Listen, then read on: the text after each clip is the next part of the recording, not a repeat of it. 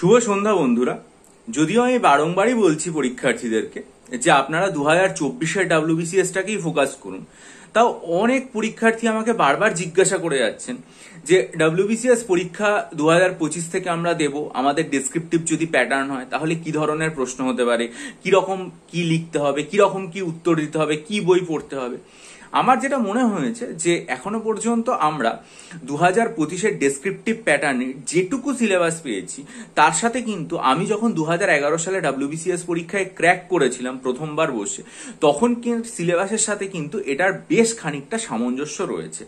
পরীক্ষার্থীদের বারংবার অনুরোধে আমার মনে হয় যে আজকে আমি ব্যাপারটা শেয়ার করছি আপনাদের সাথে, কিন্তু তবু আপনাদেরকে বলবো যে যাদের আপনাদের প্রাথমিক ফোকাস 2024-এর ডাব্লিউবিসিএস, তাদের এই ভিডিওটা দেখার দরকারই নেই। আপনারা 2024-এর ডাব্লিউবিসিএসটাকেই প্রধানভাবে ফোকাস করুন, কারণ এটা আপনার এমসিকিউ প্যাটার্নের সর্বশেষ সুযোগ। এরপর থেকে প্যাটার্ন পরিবর্তিত হচ্ছে, সুতরাং যারা 2025 বা তার পরবর্তীকালে ডাব্লিউবিসিএস দেবেন তারা এই ভিডিওটা দেখতে পারেন। ঠিক আছে, দেখুন বর্তমানে প্রিলিমিনারি যে প্যাটার্ন রয়েছে, মানে যেটা 2023, 24, 22, 21 এইভাবে চলছে, সেই প্যাটার্ন আমাদের সময় অপরিবর্তিত ছিল, একদম একই রকম প্যাটার্ন ছিল। এবার মেন পরীক্ষার প্যাটার্নটা কিরকম ছিল আলাদা, সেটা আমি আপনাদের বলছি। মেন পরীক্ষাতে আমাদের বাংলা যেটা ছিল সেখানে আমাদের সারাংশ ছিল, সেখানে আমাদের মানে এরকম এসে যেটা লেখা সেই একটা ব্যাপার ছিল। দেখুন এখন কিন্তু আপনাদের দেখবেন আপনাদের ইংরেজিতে এসের জন্য আলাদা করে একটা পেপার দেওয়া হয়েছে, কিন্তু আমাদের সময় আলাদা করে এসের কোনো পেপার দেওয়া হয়নি। বরং এখনকার দিনের সাথে যদি একটা সমতুল্য হিসাব করা যায় তাহলে দেখা যায় আমাদের বাংলাতে একটা এসে লিখতে হতো যেটা এখনকার নিরিখে 80 নম্বর হবে, এবং ইংরেজিতেও একটা এসে লিখতে হতো যেটা এখনকার নিরিখে 80 নম্বর হবে। এরকম দুখানা কিন্তু আমাদের এসে লেখা যেটা রয়েছে সেরকম এসে লেখার মানে ব্যাপার আমাদের সময় ছিল। ঠিক আছে, এটা আমাদের পক্ষে মনে রাখতে হবে। এবার 2 নম্বর যে ব্যাপারটা রয়েছে সেটা হচ্ছে যে আমাদের সময় কিন্তু মানে মেনে ইতিহাস ভূগোলের কোনো পেপার আলাদা করে পড়তে হতো না। বিভিন্ন জায়গা থেকে এরকম শোনা যাচ্ছে যে পেপার 3টা নাকি ইতিহাস ভূগোলের পেপার একটা হবে, কিন্তু যদিও মানে যে ইয়েটা প্রকাশিত হয়েছে গেজেট নোটিফিকেশন, সেখানে পেপার 3তে কি থাকবে কিছুই আর কি মানে স্পষ্ট করে বলা নেই।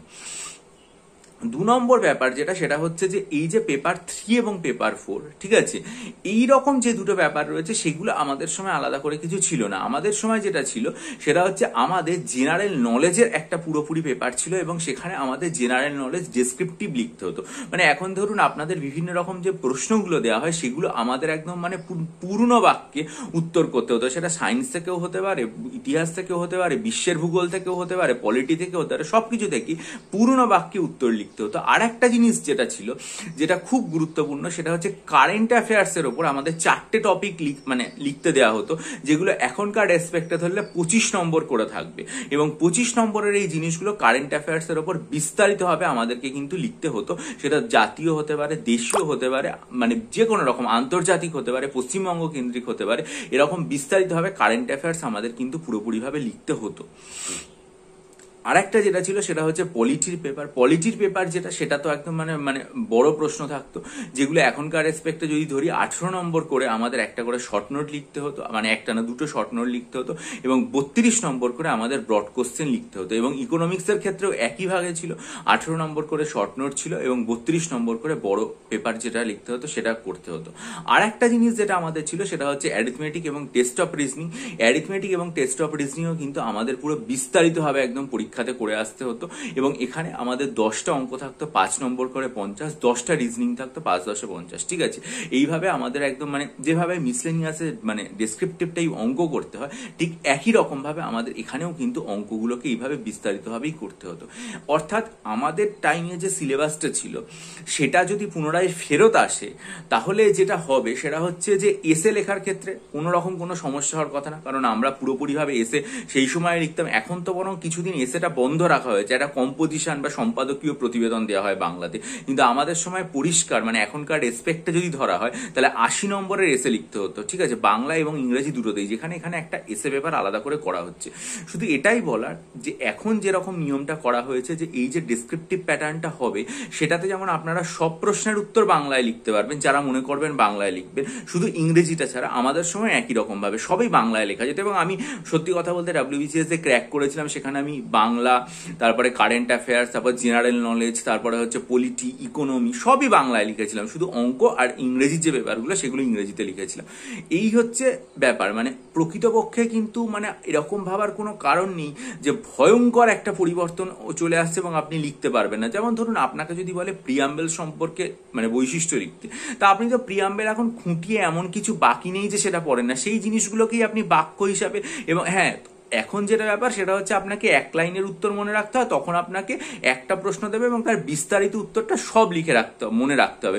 এবং আরো একটা জিনিস যেটা, সেটা হচ্ছে এখনো আপনি প্রচুর কারেন্ট অ্যাফেয়ার্স পড়েন এক লাইন করে, তখন আপনাকে কি করতে হয়, বিষয়টা ডেসক্রিপটিভ আকারে আপনাকে আর কি মানে জানতে হবে। এই তফাৎগুলো। বা ধরুন আপনাকে একটা 5 ইয়ার প্ল্যানের বৈশিষ্ট্য লিখতে দেওয়া হলো, সেই বৈশিষ্ট্যটা আপনাকে এখন এক লাইনে একটা পয়েন্ট হিসাবে জানতে দেওয়া হয়, তখন আপনাকে বিস্তারিত মানে এখন আপনার সামনে উত্তরগুলোও থাকে। তখন আমাদের সামনে উত্তরগুলো থাকতো না, আমাদের সেটা মাথা থেকে বের করতে হতো। ভবিষ্যতেও তাই, আপনার সামনে উত্তর থাকবে না, সেটা আপনাকে মাথা থেকে বের করতে হবে। এটা ছাড়া কিন্তু আপনাকে যে মানে হিউজ অন্যরকম কিছু পড়তে হবে বা আলাদা কিছু বইপত্র, আমার মনে হয় যে সমস্ত বইপত্র আপনি এখন পড়ছেন সেগুলোই আর কি মানে বিস্তারিতভাবে পড়বেন। তবে আমার ক্ষেত্রে যেটা ব্যাপার ছিল সেটা হচ্ছে আমি মাধ্যমিকে থেকেই আর কি মানে মাধ্যমিক যখন দিই সেই সময় থেকেই আমার একটা অভ্যেস ছিল যে ইংরেজি এবং বাংলা খবরের কাগজ আস্তে আস্তে পড়া। যে কারণে আমি এখনো পরীক্ষার্থীদের সবসময় বলি যে ইংরেজি এবং বাংলা খবরের কাগজ যেটা, সেটা আপনারা বিস্তারিতভাবে পড়বেন, ঠিক আছে, ওটা বাদ দেবেন না। যে কারণে আমি বাংলা ইংরেজির জন্য আমাকে কখনো মানে অসুবিধায় পড়তে হয়নি বা আলাদা করে কিছু পড়তে হয়নি বাংলা ইংরেজির জন্য। কারণ বাংলা এবং ইংরেজি আমি ধারাবাহিকভাবে একদম মানে খবরের কাগজ পড়ে এসেছি এবং আজও পড়ি। যে কোনো একটা খবরের কাগজ আমি চেষ্টা করি বাংলা বা ইংরেজিতে প্রত্যেকদিন অল্প কিছুটা হলেও পড়া। সেই অভ্যেসটা কিন্তু আপনারা বজায় রাখুন, তাহলে আপনার দুটো সুবিধা হয়। এক, এসে লিখতে আপনার সুবিধা হবে। দুই, কারেন্ট অ্যাফেয়ার্স রিলেটেড কোনো টপিক যেটা আপনার জিকের মধ্যে কিন্তু অবশ্যই মানে জিকে পেপারে থাকার কথা, সেইটাতে আপনার সুবিধা হবে। শুধুমাত্র নতুন যে পেপার দুটো ইন্ট্রোডিউস হচ্ছে যেটা আমাদের সময় ছিল না, সেটা হচ্ছে বাংলার আর্ট এবং কালচার, এই যে ব্যাপারটা সেটা আমাদের সময় ছিল না। আর ইতিহাস ভূগোলের যে পেপারটা রয়েছে সেটাও আমাদের সময় ছিল না।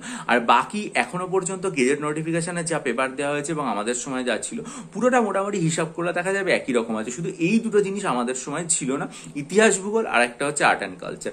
তো তাই আমি আপনাদেরকে বলবো, দেখুন আমার মতো একটা সাধারণ মানের ছেলে, সে যদি WBCS পরীক্ষায় বসে প্রথমবার পরীক্ষা দিয়ে 23 বছর বয়সে পরীক্ষা দিয়ে সে সিলেকশন পেতে পারে, ঠিক আছে, তাহলে আপনারা এত ভালো পড়াশোনা করছেন এবং আমাদের সময় 2011 সালে এত সোর্স পর্যন্ত ছিল না। আপনাদের সময় এখন মোবাইল খুললে সমস্ত কিছু পেয়ে যাচ্ছেন, ল্যাপটপ খুললে সবকিছু আপনার হাতের সামনে, কম্পিউটারে একটা মাউসের ক্লিকে আপনার সামনে সমস্ত জিনিসপত্র নেমে আসতে পারে। সেখানে আপনার চিন্তা করার যে কি হবে, আমরা ছেড়ে চলে যাব, ভয়ঙ্কর ব্যাপার হবে, এরকম মানে ভাবনা চিন্তার কোনো কারণই নেই। আপনারা নিশ্চিন্তে নির্দ্বিধায় পড়াশোনা করুন, 2024-এর পরীক্ষা ভালো করে দিন। শুধু একটা কথাই আমি আপনাদের বলবো, সেটা হচ্ছে যে ডেসক্রিপটিভ লেখার যে ক্ষমতাটা সেটা অর্জন করাটা একটা জরুরি, যে নিয়মিত কোনো একটা বিষয় এলে আপনাকে ইনস্ট্যান্ট সেই বিষয়টা সম্পর্কে যেন আপনি লিখতে পারেন গুছিয়ে। আর একটা কথা, অঙ্কের জন্য আমি যেটা করতাম সেটা হচ্ছে যে পুরোপুরি যে কেশবচন্দ্র নাগের বই আছে ক্লাস 9-10-এর বই, সেই অঙ্ক পুরোপুরি ভালো করে করেছিলাম। মানে এই বইটা আমার ক্ষেত্রে খুব কাজে দিয়েছিল। কেন? কারণ 9-10-এর কেশব নাগের বই, যেটা আমার আজও আমার বাড়িতে রয়েছে, কেশবচন্দ্র নাগের পুরো বইটা আমি মানে একদম প্রথম থেকে শেষ পর্যন্ত করে গেছিলাম। আমি অঙ্কের জন্য আলাদা করে কিন্তু কোনো বই ফলো করিনি, প্রতিযোগিতামূলক পরীক্ষা বলো কেশব নাগের বই করে গেছিলাম এবং সেখান থেকেই মানে সব ধরনের অঙ্ক যেগুলো সেগুলো পুরোপুরি পাওয়া গেছিল। আর একটা ব্যাপার আমার বলে দেওয়ার, সেটা হচ্ছে যে ডেসক্রিপটিভ অঙ্ক আপনারা অনেকেই কিন্তু মিসলেনিয়াস মেইনসে দেবেন এবং আমার একটা ইচ্ছাও আছে যে আমি মিসলেনিয়াস প্রিলিমসটা হলে মিসলেনিয়াস মেইনসে বিভিন্ন চ্যাপ্টার থেকে 10টা 15টা করে অঙ্কের একটা মেটেরিয়াল তৈরি করব। সেইগুলো যদি আপনারা ফলো করেন, যদি ভবিষ্যতে আদৌ অঙ্ক থাকে, কারণ অনেকে তো এই কথা বলছেন যে ইউপিএসসি প্যাটার্নের হবে এবং সেখানে তো এথিক্সের ব্যাপার থাকে, অঙ্ক তো থাকে না, তাহলে এখানে কেন থাকবে আমরা জানি না। এখনো পর্যন্ত গেজেট নোটিফিকেশন বলছে অঙ্ক থাকবে, যদি থাকে তাহলে এগুলো কিন্তু আপনাকে করতে হবে। কারণ অনেকেরই অঙ্ক 1 লাইন 2 লাইনে করে এমনভাবে হ্যাবিট হয়ে গেছে যে অঙ্কটাকে বিস্তারিত বুঝিয়ে লেখার ক্ষমতা তৈরি হয়নি। এই জায়গাটা আপনাকে একটা অর্জন করতে হবে এবং সেটা একটা কঠিন। সেটা অবশ্যই পিএসসি যখন নোটিফিকেশনটা ফাইনালি পাবলিশ করবে তারপরে আপনারা ভাববেন। আর এখন মিসলেনিয়াসের জন্য যারা করবেন তারা তো ঠিকই আছে, একটা অভ্যাস আপনাদের হয়ে থাকবে। কিন্তু বাংলা এবং ইংরেজি এখন থেকেই আপনারা পেপার পড়ার হ্যাবিটটা তৈরি করুন। আমার মনে হয় না যে আর কোনো সমস্যা হবে। আর জিকের জন্য আমি যে মানে বইটা খুব ভালো করে ফলো করেছিলাম, সেই বইটা যেটা বলবো সেটা হচ্ছে যে ওরিয়েন্টাল পাবলিকেশনের একটা বই আছে, সেটা হচ্ছে মানে জিকের জন্য ভীষণই ভালো বই। ওই বইটা খুব ভালো ফলো করেছিলাম।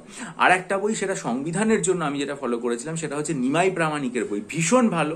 জয়দেব সরকারের ইকোনমিক্স এবং তোজাম্মেল হোসেনের ইকোনমিক্স, কারণ এই দুটো সম্পর্কে আমার সেভাবে কোনো জ্ঞান ছিল না, এবং এই দুটো সম্পর্কেও কিন্তু আমি এই বই দুটো থেকে প্রচুর হেল্প পেয়েছিলাম। এই হচ্ছে আমার মানে মূল পড়াশোনার ব্যাপার। এবং যখন আপনারা দেখবেন যে আপনাদের 2025 ডেসক্রিপটিভ হলো, এখন যে আপনারা সারাদিনে লক্ষ লক্ষ এমসিকিউ প্র্যাকটিস করেন এবং তারপরেও দেখেন কমন পান না, আমার মনে হয় তখন কিন্তু আপনার এই জায়গাটা কমে যাবে এবং তখন আপনি পরীক্ষাতে প্রত্যেকটা প্রশ্ন লিখতে পারবেন। এবং এই যে একটা অহেতুক ভয় যে আমরা কি আদৌ পারবো এবং যেটা ভেবে অনেকে সরে যাচ্ছে, সেই জায়গাটা পুরোপুরি কেটে যাবে এবং দেখবেন খুব স্বাভাবিকভাবেই আপনারা পারছেন, আপনাদের কোনো সমস্যাও হচ্ছে না, কারণ সবাই একই সমস্যার সম্মুখীন, ফলে সবাই মানে পরিস্থিতিটাকে একইভাবে হ্যান্ডেল করবে, অসুবিধা কারোরই কিছু হবে না।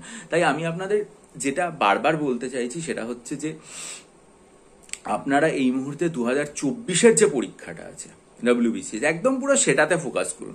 2025 কি হবে না হবে সেটা নিয়ে ভাববেন না। আমাকে দেখে অন্তত আস্থা রাখুন যে আমার মতো একটা সাধারণ ছেলে যদি পাস করতে পারবে, আপনারা আমার থেকে এতদিন এগিয়ে অনেক লক্ষ মানে বেশি লেখাপড়া করেছেন, লক্ষ গুণ পড়েছেন, আপনাদেরও পাস করার ক্ষেত্রে বিন্দুমাত্র কোনো সমস্যা হবে না। এটা হচ্ছে 1 নম্বর। আর 2 নম্বর আমি আরেকটা কথা বলবো, সেটা হচ্ছে যে আপনারা এখন থেকে শুধুমাত্র পেপার পড়ার হ্যাবিটটা গড়ে তুলুন, যাতে আপনি ডেসক্রিপটিভ রাইটিং এর ক্ষেত্রে সেটা এসে লেখাই হোক আর সেটা কারেন্ট অ্যাফেয়ার্স এর ওপর লেখাই হোক না কেন, সেটা যাতে আপনার কোনো রকম সমস্যা না হয়, এই হ্যাবিটটা এখন থেকে নিয়মিত আর কি মানে প্র্যাকটিস করুন। এটুকুই আজকে বলা। অনেক পরীক্ষার্থী বারবার জানতে চাইছিলেন যে আমাদের সময় সিলেবাস কিরকম ছিল, যে আমি বলে দিলাম একদম আর কি এরকম ভাবে ছিল। তবে আমাদের সময় বাংলা এবং ইংরেজিতে গ্রামার আসতো, সেগুলো এখনকার রেসপেক্টে হলে 40 নম্বর বাংলা গ্রামার এবং 40 নম্বর ইংরেজি গ্রামার হবে, কিন্তু যেটা মানে যে গেজেট নোটিফিকেশন দেখিয়েছি সেখানে কোনো গ্রামার থাকছে না, বরং মিসলেনিয়াসে গ্রামার থাকবে, যেটা আর কি মানে মিসলেনিয়াসের জন্য পরীক্ষার্থীদের পড়তে হবে আলাদা করে, কিন্তু WBCS এ গ্রামার থাকবে এরকম কোনো কথা বলানি। বরং আর্ট এবং কালচার একটা ব্যাপার থাকবে, যেটা স্টাডি মেটেরিয়াল আমি মিসলেনিয়াসের ক্ষেত্রে ওই জন্যই তৈরি করেছি এমন ভাবে যাতে বিস্তারিত হয় এবং সেটা কাজে লাগবে। যদিও কতটা লাগবে আমার সন্দেহ আছে, কারণ এখন তো আমরা ইন্ডিয়ান আর্ট অ্যান্ড কালচার পড়ছি, তখন শুধুমাত্র বেঙ্গলের আর্ট অ্যান্ড কালচার পড়তে হবে আরো গভীরে গিয়ে, সুতরাং সেটা ভবিষ্যতে দেখা যাবে। এই মুহূর্তে আপনারা যারা মিসলেনিয়াস পরীক্ষা দিচ্ছেন তাদের জন্য আমি একটা কথাই বলবো যে মিসলেনিয়াসের জন্য আর্ট অ্যান্ড কালচারের সম্পর্কেও আমি লিখে দেবো আমার কমিউনিটি সেকশন, এবং স্ট্যাটিক থেকে কি কি স্টাডি মেটেরিয়াল বানিয়েছি সেগুলোও লিখে দেবো। আর মিসলেনিয়াসের জন্য 24টা, আর ক্লার্কশিপের জন্য যদি মনে করেন 12টা মক টেস্ট নেবেন। আর WBCS 2023 পুরোনো মক টেস্ট যদি আপনারা নিতে চান, দেখুন আমি আমার সর্বশেষ যে কমিউনিটি সেকশন সেখানে এগুলো নিয়ে বিস্তারিত মানে ভিডিও লিঙ্ক দিয়ে পোস্ট করি, যদি নিতে চান তাহলে সেগুলো দেখে আমার সাথে ইমেলের মাধ্যমে যোগাযোগ করুন। ভালো থাকুন, বিজয়ী হন, সফল হন, নির্দ্বিধায় থাকুন। চ্যানেলটা সাবস্ক্রাইব করে বেল আইকন প্রেস করুন এবং অবশ্যই ভিডিওটা লাইক করে বন্ধুদের মাঝে ছড়িয়ে দিন। ভালো থাকবে।